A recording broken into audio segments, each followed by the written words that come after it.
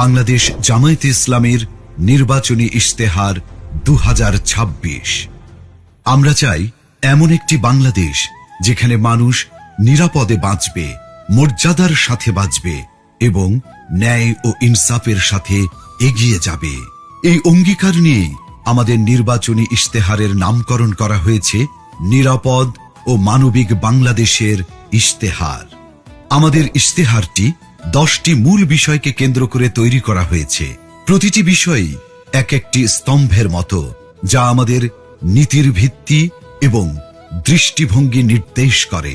আমরা যথাক্রমে রাষ্ট্রের সকল নাগরিকের সাথে সমস্বরে 5টি মৌলিক বিষয়ে হাঁ বলতে চাই, আর তা যথাক্রমে সততা, ঐক্য, ইনসাফ, দক্ষতা ও কর্মসংস্থান।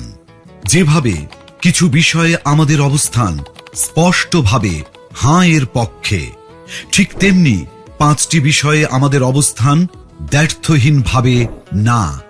আমরা শক্তভাবে না বলতে চাই দুর্নীতি, ফ্যাসিবাদ, আধিপত্যবাদ, বেকারত্ব ও চাঁদাবাজিকে। এই 10টি বিষয়ে আমাদের অবস্থান নির্ধারণ করে দেয় আমাদের দৃষ্টিভঙ্গি।